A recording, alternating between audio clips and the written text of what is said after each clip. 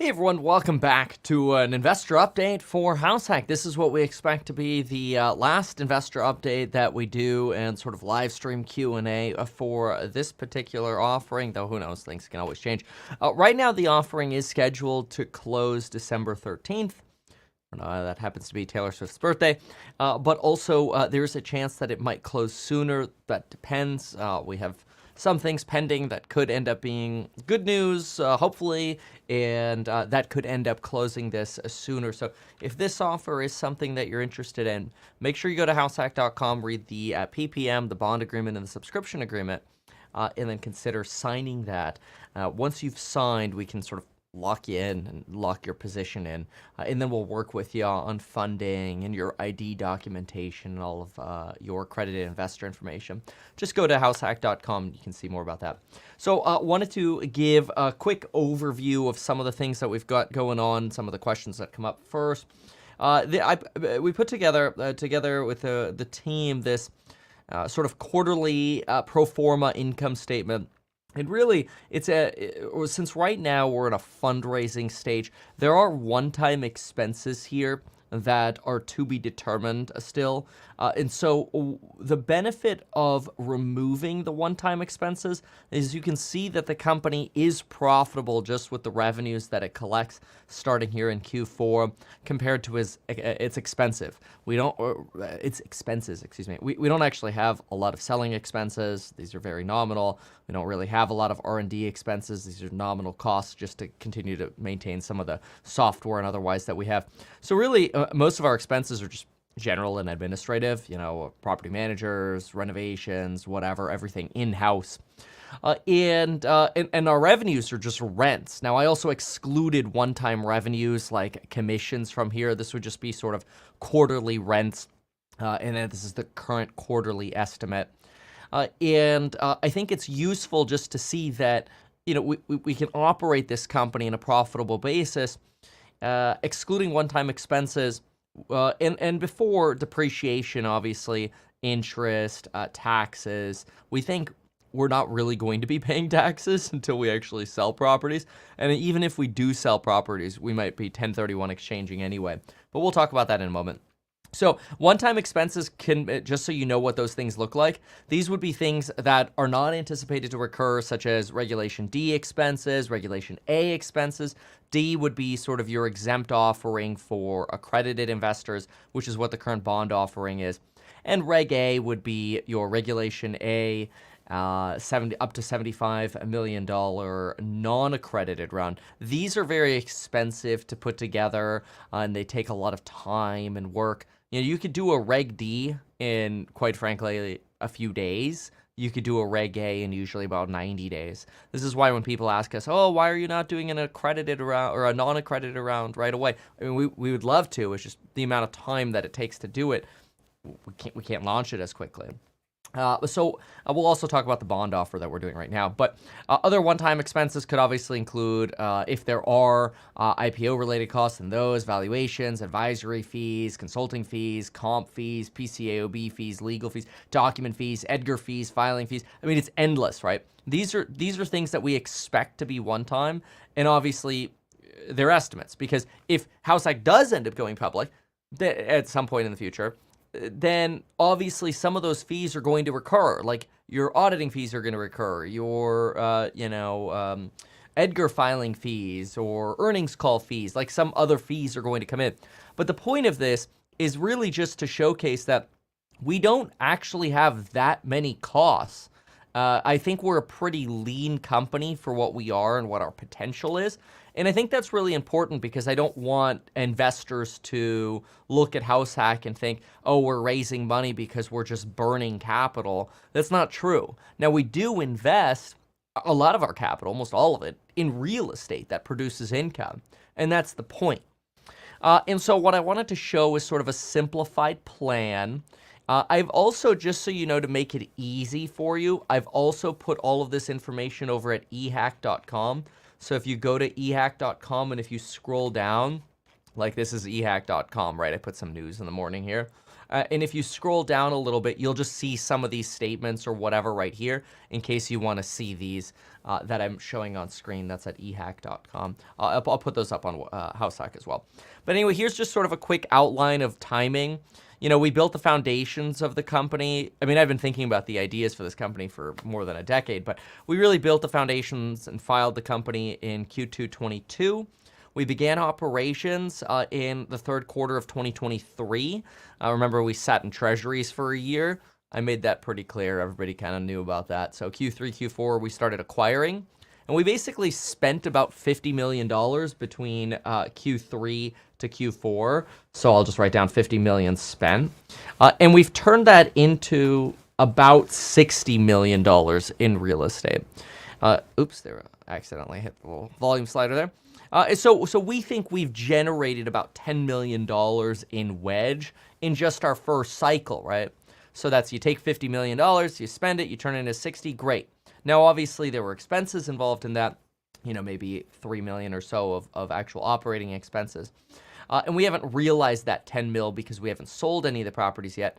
But that's okay because we expect in Q1 of 2025 to launch our first 1031 eligible mini fund. So if somebody wanted to 1031 into HouseHack real estate, they would be able to do that. Now, that's actually really exciting because what we think we can do with a 1031 style sort of mini fund, I'll actually make another tab here. We'll call it a 1031 eligible mini fund. What we actually think is really cool about this, I keep hitting that, there we go. A normal 1031 eligible fund, and then we'll put like a HouseHack 1031 eligible fund.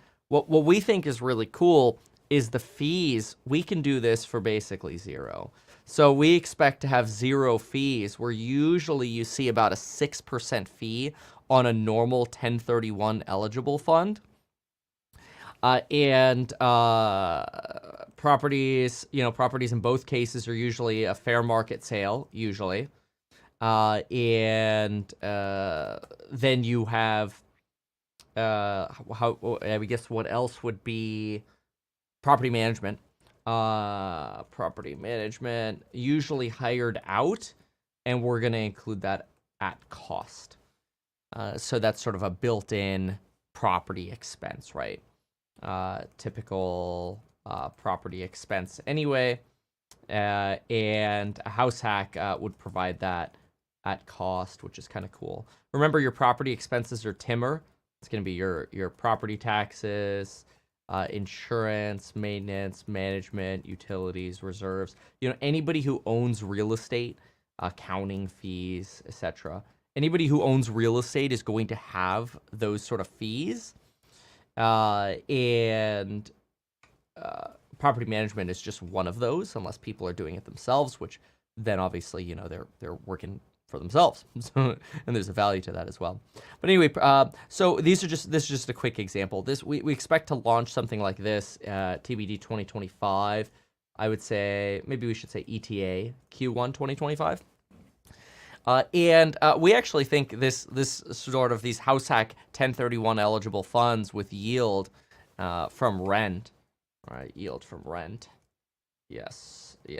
We actually think something like this could almost have its own virality in the investing community, because we're basically, property management is included at cost and the fees are zero. So that's sort of an example of something where somebody who wants to get out of real estate, or they sell millions of dollars of real estate or whatever, they want to move that into real estate, do no work, get a tax preferred yield, by deferring their taxes on their sales by doing a 1031, and then getting into something like this with no fees. It's a game changer, really, in the industry. And so we expect to launch our first one in Q1 25. At the same time, we're also beginning development on our first 2 ADUs, potential land acquisition for build to rent as well. That'll start in Q1 2025. After we get through sort of our first, because if we think about it, we've got about $60 million of real estate, right? After we take that $60 million of real estate and we either keep it, or we decide to sell some of it, or we sell some of it to a mini fund, or we sell some of it on the market, or we 1031 to minimize tax implications, then the plan is to generally acquire real estate in about Q3, Q4 of every year. That's usually my favorite time to buy real estate, is the third and fourth quarter, when it's snowy and gross. And usually what we want to do is we want to expand east, and eventually we'd like to have sort of red and blue funds that people could invest in as well, to get access to real estate only in the sort of political atmosphere that they want it in. So, some people are like, oh, I don't want any blue real estate. Fine. Here's just a red real estate option for you, or vice versa, or you could sort of diversify between the two. I want 30% blue real estate and 70% red, or whatever you want. So these are just fun, exciting ideas that we have. Really, what makes HouseHack a lot of money over time is being able to cycle, right? Think about this. HouseHack, it's a capital intensive business, because if you take 50 and you turn it into 60, what do you do now? Well, you have two options. You could sell the real estate and do it again, or you could raise more money. Well, best case scenario is you raise enough money to where you're large enough to where you could always be selling some of your real estate and acquiring new. And you get that flywheel going. It's almost like cylinders in your car, right? You get that flywheel going. And that's how you're able to create energy in the finance world. That would be cash flow, by actually realizing those wedge deals that we're doing. Because in case you're not familiar, the way we acquire real estate, the way we're able to get 50 million for 60 million, or sorry, the other way around, $60 million of real estate for 50, is because we look for a wedge in the properties that we acquire. Quick example would be, we buy a single family house in a $600,000 neighborhood for, say, $420,000. We put $50K into it to renovate it. Now we're into it for $470, and it's worth $600,000, or maybe it's even worth $580 or $620, whatever, right? You got fluctuations there. Well, that property is now worth about 25% more than our all-in cost on it. That's an example of a wedge. And if the market goes up, our wedge grows, our insulation grows, and our potential profit grows. It's like the kinetic energy as you're going up a roller coaster, if you will. If the market falls, then it has to fall through that insulation first, so that 20%, before we're actually hurt. And because we don't have any debt, with the exception of the nominal convertible bonds that we're raising now, we're never forced to sell real estate. So that's where some folks have asked, what are these bonds? Like, how do you pay a yield on these bonds? So basically, it's a convertible bond offering, which is what you can invest into now. I actually think it's a really good deal. Obviously, I'm biased, but I think it's amazing. I actually think it's almost too good. But obviously, read the risk factors and everything over at househack.com. The video itself can't be a solicitation. You got to read the documents. But it basically pays you a 5% yield paid monthly. So it's an annual yield. All right, annual yield. Paid monthly. And it's paid from the rents that we have. Keep in mind, we've got about $60 million of free and clear real estate. So we have rent that's coming in. And so we could pay yield from this. You would convert at $1.40 or higher, which basically, instead of paying you back in debt, you get shares, or your cash back, you get shares back, which is beneficial, because if the company's trading for $2 or $3 or $10 or whatever upon conversion, you would want that upside. So it enables you to get a yield and upside, and you get some downside protection because it's a bond. It gets priority in liquidation, should there ever be a liquidation event, which obviously nobody would hope. And there's call protection through 2029, earliest conversion. We moved this from 2029 to 26 because some people were asking us, hey, Kevin, if you IPO sooner than you expect, we want to be able to convert sooner. So we moved that conversion up. The existing investors who invest in the bonds will have the option of which date they'd like to be able to convert on. And anybody else who signs up would just have the option to convert as early as December 31st, 2026. I'm also personally guaranteeing those bonds. I really have no fears about this, but, can never make guarantees on the internet because that's what the law says. Don't give guarantees. You can give a personal guarantee, but you can't promise that something's definitely going to happen. The steps to invest, I think, are pretty straightforward. You go to househack.com, you press invest, you review the PPM and the bond agreement and subscription agreement, you select your investment amount. That's it. So it's actually pretty straightforward to invest. After that, you could send your accredited investor letter, which you get from househack.investready.com. We actually got them to lower their costs on that for us. So if you go to househack.investready.com, I think it's only $25 to get your letter, which is kind of a bargain. Yeah, it's $25 to get your letter, which is pretty cool. And then again, if you go to househack.com, you'll, there you go. You see this is where you can invest. You can read the PPM and the agreements here. If you're not accredited, join the wait list here. There's some more information on how these work, some of our actual properties. We also have some perks. The minimum investment's $20K, and if you do invest $20K, you'll be invited to the HouseHack shareholder meeting. We're planning on doing annual shareholder meetings. You get a vest at $100K. You get to join us on a property hunt if you invest $250K. You get consulting at $500 plus if you want, and you get to sort of travel with us and see what it is that we do if you want, if that's interesting to you. You could also, if you just want to see the documents, you can review the bond agreement at PPM. Just click. It's literally one click away. All the documents are here. So it's all there for you. Make it nice and easy for everyone. A little bit of FAQ at the bottom. Some of the frequently asked questions that come up. Some of the most common. Oh, yeah, these are some, by the way, properties you could look at as well. Some properties that we own.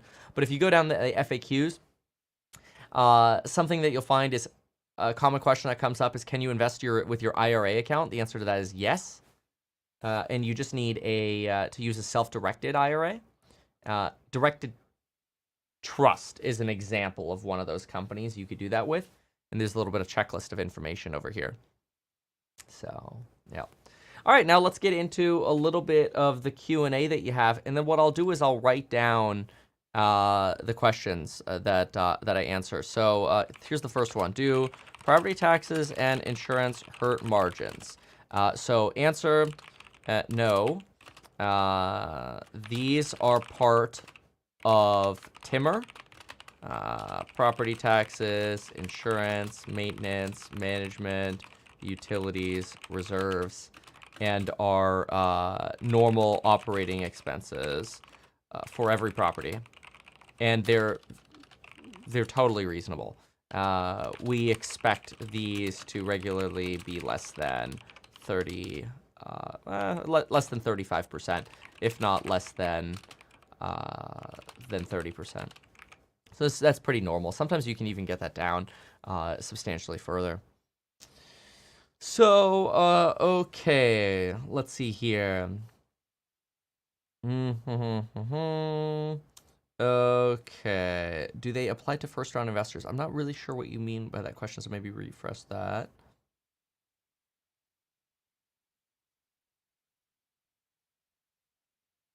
The current deadline is December 13th.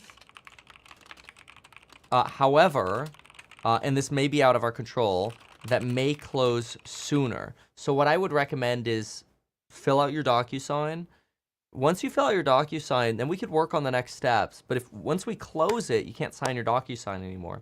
But if you sign your DocuSign, then we can save your spot there, right?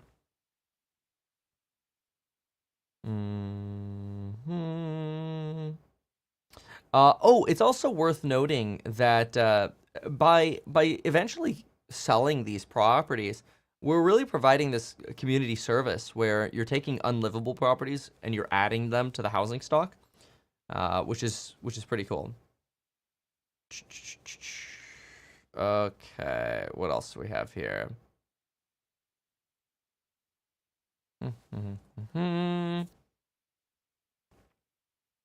So let's see here. Okay. Okie dokie. What else do we have here? So, yeah, regarding the 1031s. So, if you're not familiar with a 1031, let me give you a quick little breakdown as to how that would work. 1031 is basically a way that when you buy a property, let's say you're into a property for oh, I don't know, $600,000. That's your all-in cost into a property, and it's, I don't know, an $800,000 property, let's just say. Usually what you do in real estate to minimize your taxes is you'll depreciate the actual improvements. You can't depreciate the land. And so one of the things you'll do is you'll actually lower your cost basis. So if the property's worth 800 and you're into it for 600, you'll write it down. You'll tell the IRS you're losing money on it essentially every month.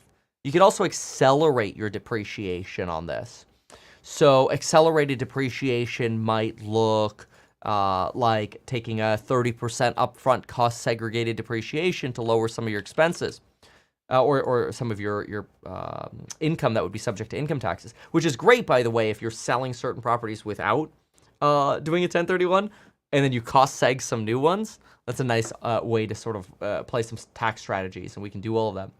But a 1031 is a nice tool to basically say, look, let's say we've got a house with a $600,000 basis, it's worth $8, and 5 years later it's worth $1 million, and we've depreciated it down to $400K, and then we go to sell it. Let's say it costs $50K to sell it. Okay, so our total expenses on the property are $450K, right?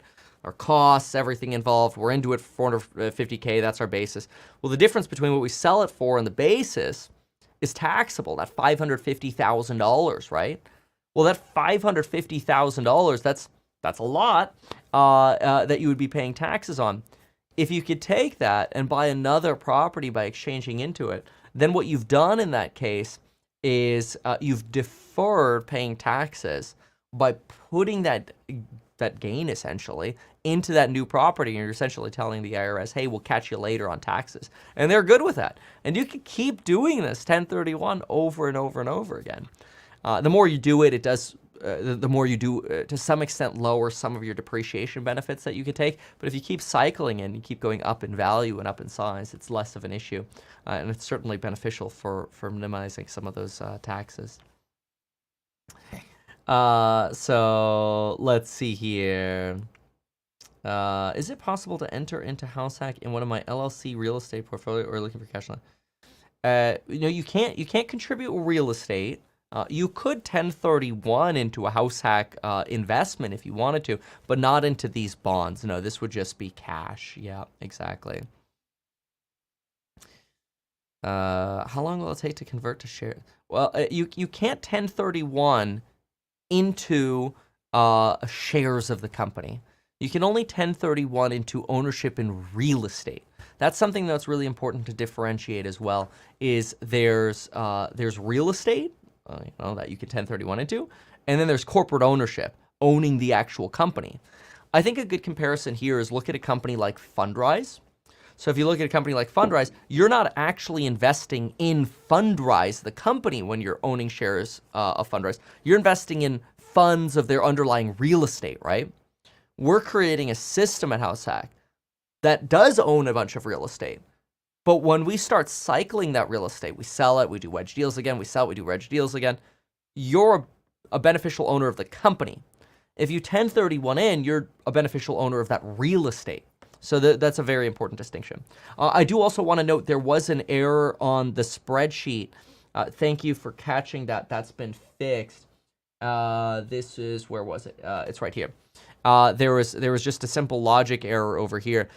It still shows the company profitable over here, but there was a plus over here rather than a minus. So I apologize for that. But the explanation is exactly the same, and it still shows Q4 profitable. Our expectations are to be profitable all of 2025. This is an estimate, obviously. It depends what happens. There could be a lot of one-time expenses that end up driving us into a negative. But obviously, we would only incur those one-time expenses if we found them to be really beneficial to the company. Like, it could be it could cost millions of dollars, for example, to go public. But you wouldn't spend those millions of dollars over and over again, right? That's just an example. But anyway, thank you for catching that. I went ahead and updated that on the eHack page as well. So that's updated. Yeah. So, very well. Can you speak on what doesn't apply to those who already invested? Well, I mean, those of you who are already invested have the upside in shares, right? I mean, we had a valuation done by a Wall Street firm. This is beyond our opinion. This is a third-party Wall Street firm. They think the company is conservatively worth $1.40 to $2 times book value, basically. And anybody who's invested in HouseHack so far has invested at $1. If you invest in the convertible round, you're investing at $1.40. But something that's wild about the convertibles is you're getting yield, right? So every year that you're getting that 5% yield, you're actually lowering your basis of your investment. So if you got that for 4 years, I mean, that's like getting in for 20% less than that 140. And you get all the upside, and you're getting the yield. The convertible bonds were really amazing.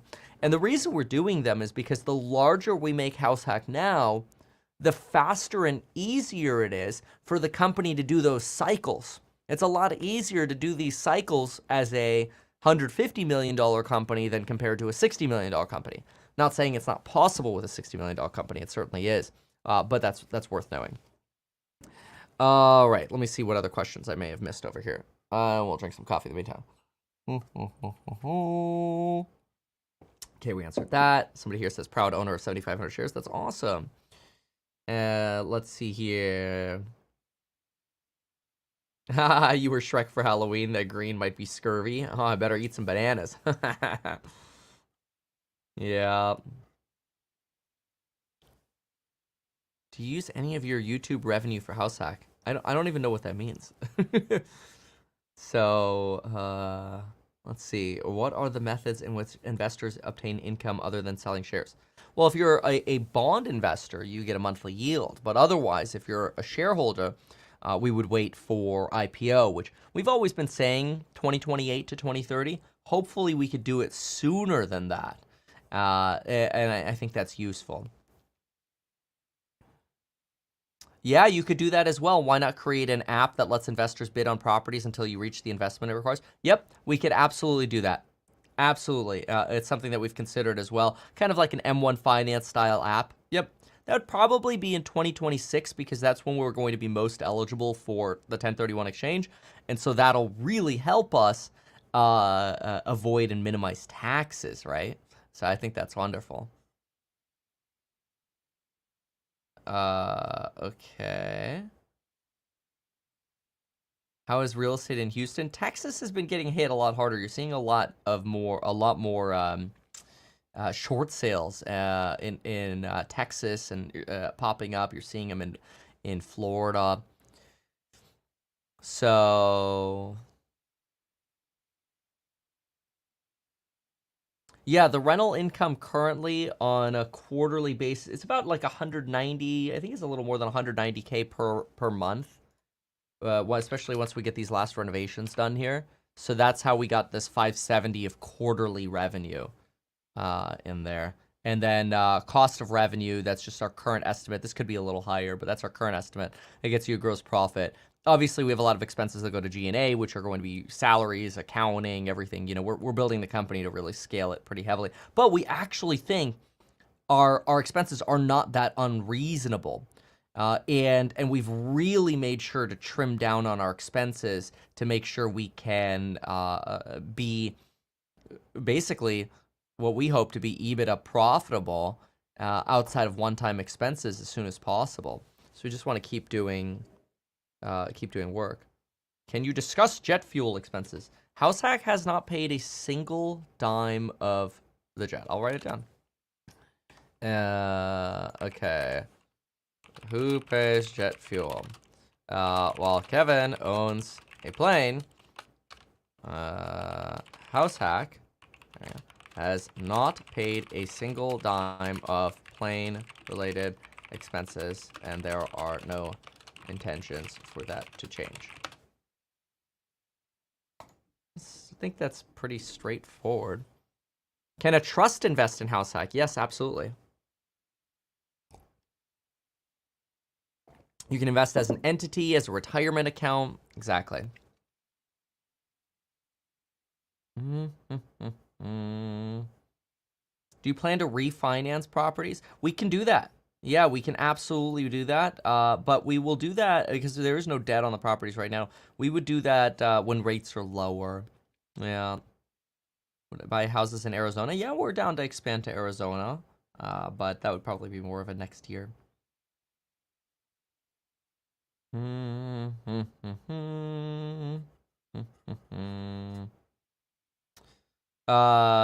of the biggest issues I had with Cardone Capital is that investors do not know acquisition costs. Will that be provided?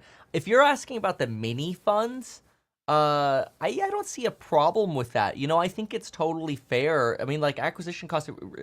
Uh, so I understand what you're saying. Here was the frustration with Cardone Capital. This is just what I found. Okay, Cardone Capital issue. And then we're gonna go, example could be wrong, but here we go. Let me show you what I think. So the thing that I found, and I was one of the earliest to talk about this years ago, what I found was Cardone would buy a, say, $50 million building himself, and then instantly flip it without any third-party opinion or explanation for the increase in value to his investors at, say, you know, whatever, $55 million, something like that. Verify it for yourself. Okay. What we do is different.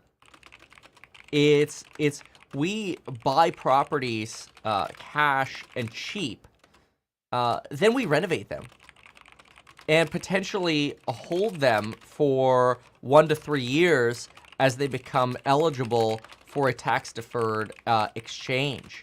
So time goes by. You know, this flip right here, yeah, was instant. So as time goes by, markets could shift, and there's obviously a value to a renovation on a fixer. So to solve for this, we believe the best thing to do is, let's write this down. Let me get a little one of these. I think the best thing to do is when properties are sold, on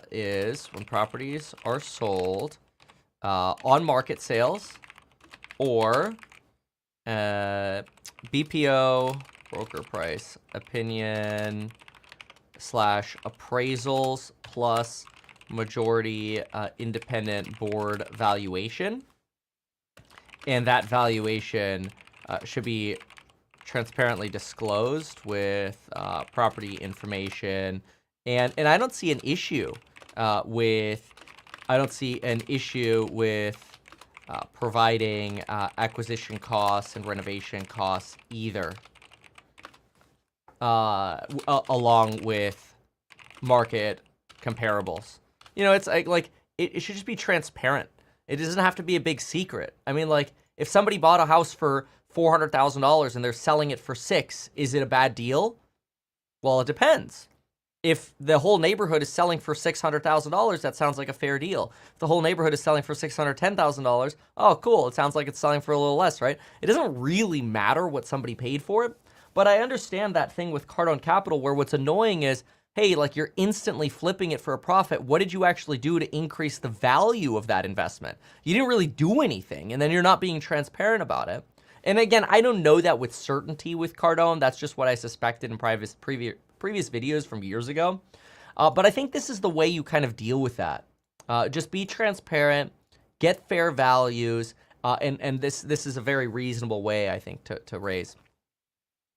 So HouseHack now has $60 million in inventory after the first round of funding. The first round's, yep, exactly. So what do I anticipate the valuation be?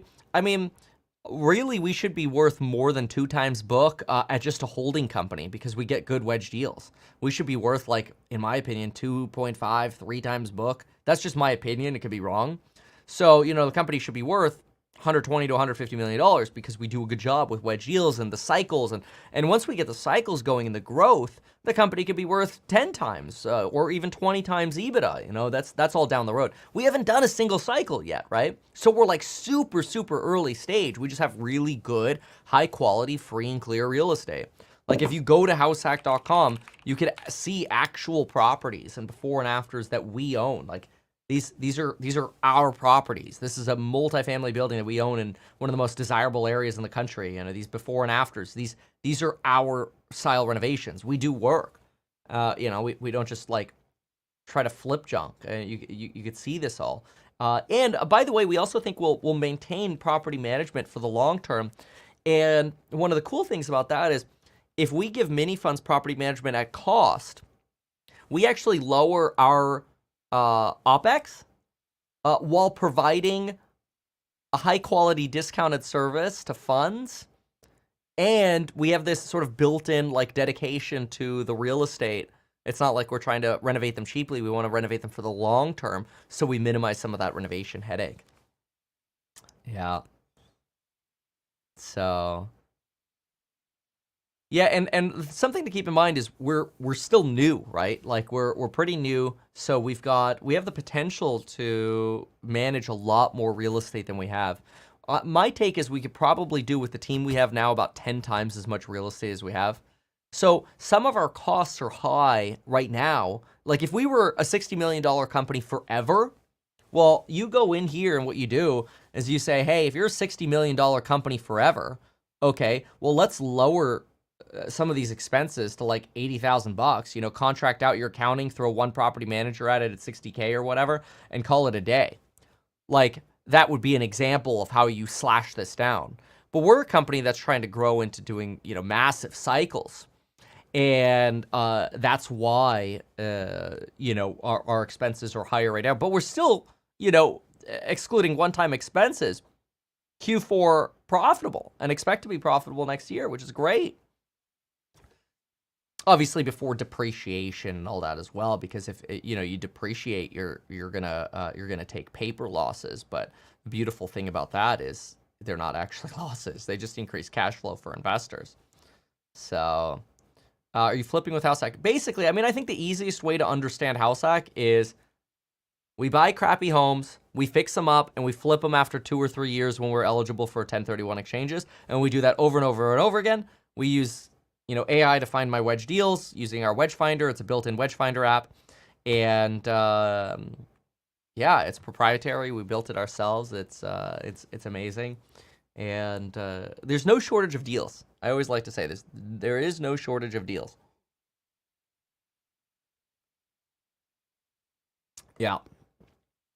So, okay, good. So, let's see, any other questions that you have? Somebody says he does read these. Yes, I do. Why don't you tokenize your real estate? Well, you have to remember that tokenizing real estate is basically the same thing as doing a mini fund. Like, you still have to register it. You still have to, you know, file either exemptions or Regulation A documents with the SEC. You're still going through fundraising processes. Like nothing changes just because the underlying share is a token. Otherwise, it's an illegal securities offering, right? So, can original investors don't get bonds. So, how is HouseHack profitable? What percentage does the company acquire? Well, I mean, if HouseHack sells a property that they bought for $600,000 for $800,000 and doesn't have to pay taxes on that because then we go 1031 it, we get a $200,000 profit and we're not paying taxes on that. You know, that's just one property, for example. You do that 10 times, that's $2 million. You do that, you know, 50 times, well, snap, that's 10 million bucks, and then you go do it again. And then then all of a sudden, you know, like, then you look at this and it's like, well, smokes. I mean, look at this. Let's just go crazy. Let's say you go Q5 2025, or let's just call it 2025. You go into here and you just here, we'll do this. We'll multiply this all out. You know, just an example. Mini fund example. So what we'll do is we'll multiply this by 4 to get to the year. And we'll multiply that by 4, that by 4, that by 4, that by 4, that by 4, that by 4, that by 4. Okay, great. And this could actually, I should really fix the logic here, but whatever, we're doing it live, so it doesn't matter so much. So, if you now sell all of the real estate and you recognize a $10 million profit, let's say. Well, I'm going to have to fix some of these numbers. But you recognize a $10 million profit by flipping the real estate. Watch how quickly these numbers change. It's really remarkable.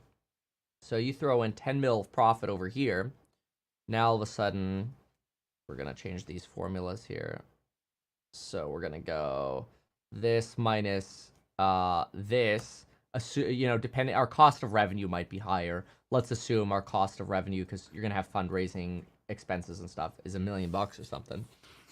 And then, okay, there could be some one-time expenses associated with this as well, whatever. But now all of a sudden your OpEx is boom, boom, boom. And now all of a sudden your net income, 2025, we'll say, or I'll call it 2026. Now you have a net income of, instead of multiplying that by 4, you actually have 11 minus 1 point here. Yeah, you're at $9.8 million in profit at this case. Now you would have to pay ordinarily a ton of taxes on this. But if you did this through 1031 exchanges, your taxes could theoretically be 0, especially if you go on and then cost segregate some of the new properties you're buying. You could be showing negative paper income, but actually be generating massive cash flow. And then you look at it and you go, wow, if you could do that in one cycle and then you go do it again, well, that's where the money is, because now all of a sudden, if you're selling at a multiple of, 20 times EBIT, that's a $200 million company. That's like $3 to $4 a share compared to the $1, $1.40 or whatever the company is now. That's just one example. That's just 1 year, So like there's this guy in the comments who keeps talking about, the fact that we have a team, and yes, we are capable of scaling substantially here, and he's really worried about this $350,000 in G&A expenses, but I don't think he's realized that we turned 50 into $60 million that we could break the piggy bank on and have substantially higher revenues. Like, that's where big dollars come from, right? So it's incredible. So what is this? Can you speak on what happens if no IPO occurs? People can sell their shares privately, is another option. But I don't think the goal is for this company not to IPO. I think that's the goal. Obviously, you can't make that a guarantee, and we have no idea when that could happen. But yeah. I think I've answered pretty much all the questions here. I'm happy to answer more. Just give them to me. I'm going to fix the formatting of this really quickly. That way I can throw it up on eHack, and I'll also throw it up on the investor page. But this is, we'll call this, how should we describe this? I think a mini fund example is pretty good.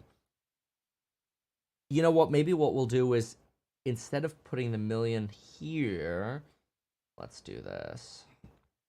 I'll show you what I'm doing. So instead of the million being here, just multiply this by 4. Let's put it over here at 1 times, and call it $1 million or something like that over here. That's how, let me make sure all the math is right. So we've got revs in this case. We don't need this column. Let's get rid of this column. Yeah, so you've got revs, costs of revs. Oh, okay, well, we actually only added $544,000 last time, so let's do that. That way the numbers are the same. There we go. Just as an example. And we could make this all a currency. There we go. A little easier to view that way, eh? So take a look at that. This would be an example of how some of those one-times could show up, and what a future multiple would look like. I'll throw in over here, mini fund example assumes selling $60 million real estate portfolio with a $10 million gain. in 2026 in first cycle with about $544,000 in fundraising expenses to do so. That's the one-time label. There we go. I think that's somewhat useful. So, yeah. Yes, Eddie, I answered your question about tokenizing real estate. You can scroll back. You can get your ownership documentation in HouseHack by going to Pulley. Pulley is your website for that. If you have questions, just email ir@househack.com. Do stock apps like Robinhood allow mini-fund to be traded on that platform? Maybe in the future, or we'll just make our own Robinhood style app to do that. Can HouseHack take over my mortgage? No. Will this video be viewable later on? Yes. Yeah, I mean, we could hold real estate a lot less than we expect or longer than we expect. What is mini fund? Yeah, don't worry so much about the name mini fund. Just think about it this way. When it comes to realizing the wedge, we could realize the wedge by selling the properties on the market, or we could sell them to something like a 1031 eligible fund. So that would look something like this, where basically we don't charge any fees for people to 1031 into HouseHack real estate, sell the real estate at fair market value, and provide property management at cost. They get paid a yield from rent, and now all of a sudden, if they're liquidating their real estate and they just want to yield and they want to own real estate that's totally fairly valued without any fees, they could do that by basically buying HouseHack properties from us. Because we're a real estate broker, and this is not like, we're putting a for sale sign in the yard, our expenses of selling would be very, very, very low, we expect. And so that would not only that's one of the reasons we could offer no fees on these 1031 eligible funds, but it is also a way that we can maximize income for the company. All right. So I think there's a lot of value in that. All right. So let's see what other questions we have here. So I answered that. Okay, answer that.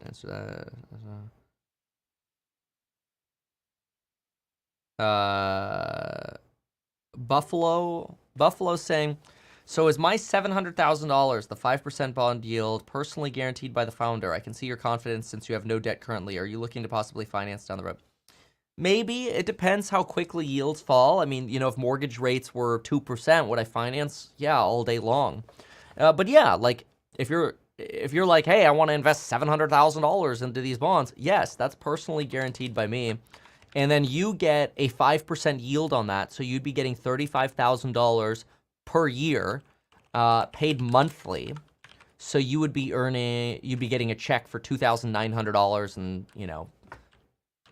some change every single month, and then you would if and when the company IPOs, which hopefully is sooner rather than later, then you could potentially convert into those shares and then sell those at whatever brokerage you use, TD Ameritrade, Schwab. You could buy and hodl them, whatever you want, but your yield would stop at conversion, obviously.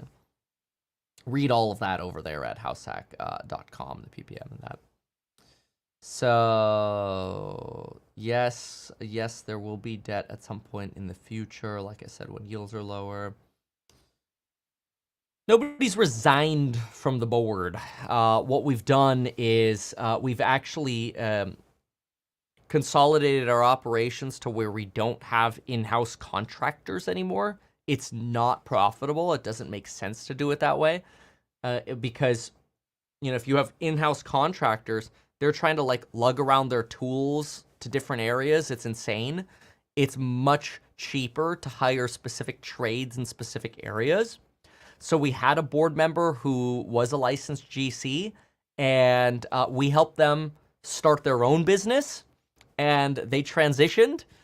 So the legal definition for that is a resignation, but that implies that they gave up. There's so much more to that.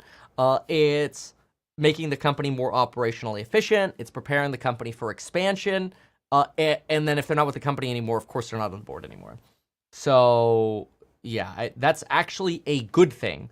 Like, another thing is we're contracting out some of our software now rather than having someone in-house. Way cheaper, and we're getting a lot more done.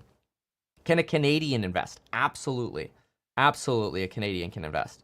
We've got a lot of Canadians, actually. And Lauren's half Canadian. Kevin, what are the timelines and expectations for HouseHack to go public? I don't know. You know, it's totally up to markets and things that are totally out of our control. It could be, you know, months to years. But I do think there are advantages to HouseHack being public sooner because it allows us to raise capital easier or more easily without having to do these sort of fundraises. And then it gives you sort of that quarterly earnings call and, you know, transparency and all that.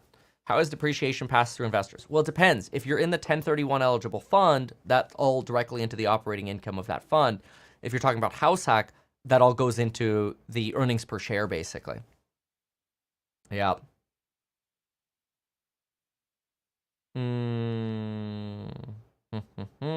By saying that, I'm interested. Sub it out. Yeah. Look. I've done a lot of renovations and work, and I'm such a big fan of in-housing as much as possible. But I'll tell you, there are just some things like property management we can in-house and make money. Contracting, if we in-house it, unless they're like able to crank all day long and they're not spending time traveling around, it's just not profitable. It doesn't make sense to do it. We could get it done better by somebody specialized for cheaper. And so unfortunately, that's just the way it is, you know? So that means, yeah, you have a smaller team, but that actually makes us more nimble. Do you get a K1? K1s would be probably in the, if you invested in the 1031 eligible, but in HouseHack, no, you don't get a K1 because it's not a partnership. Portfolio diversification, we are about 50-50 multifamily, single family right now. I expect that will lean more heavily towards single family over time, but we'll see. Yeah, so pretty much all of our single families have been appraised because it costs like $300 per single family to get all of our single families appraised. And every single family deal that we've gotten appraised has reiterated our 20% wedge. We have not gotten our multifamily appraised because the multifamily requires appraisers with certain certifications and they want to charge us like $4,000. And we're like, this is stupid. I'm not paying 10 grand. Like, maybe we'll get those appraisals when and if at some point in the future we do it, you know, we want to sell those properties, but why are we going to spend all of that money now?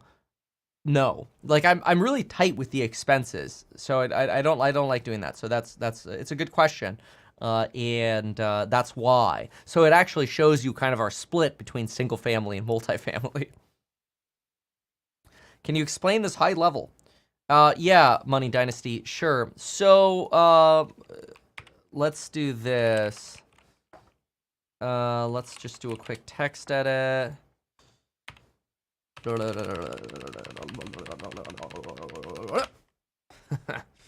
All right. So we have 2 accountant CPA folks that are contractors, and they cost about $450K a year, and these folks are critical if we want to IPO at some point in the future. But also just like bad books take down a business, right? So this is a big hurdle that we have to get over. Then we have 4 salaries that are probably, I mean, what do we say? We've got about, with workers' comp, 4 salaries with workers' comp and taxes, probably, let me see here, that puts us at, those are about 144 a quarter. Divided by 3 is about 50. Well, I'll just do 144 times 4. It's about 576. 576K a year. Roughly this. So if you divide that out, that works out to about average salary of 144, including about 20% for comp, taxes, etc., like workers' comp, right? So they're probably closer to an average. The average salary is probably less than that. Average salary, probably closer to, you know, somewhere around 110 as allocated to these companies, to HouseHack, right? So that shows you, like, it adds up fast. And so that's why you see some of these in terms of G&A and the expenses and that. Yeah. And trust me, like, I want to be as efficient as possible, but I also want to grow. Like I said, you could take it down to one person on salary to manage what we have, but then how do we grow? How do we potentially IPO? How do we do the cycles? So,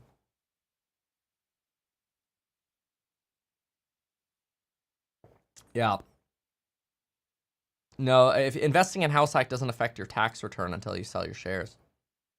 You're hiring an accountant, I'm on board for it.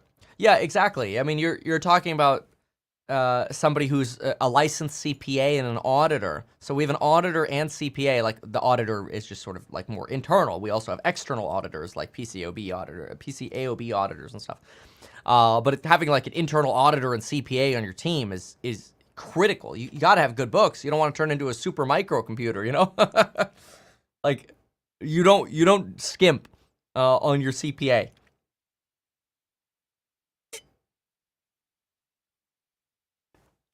I don't have a salary. No.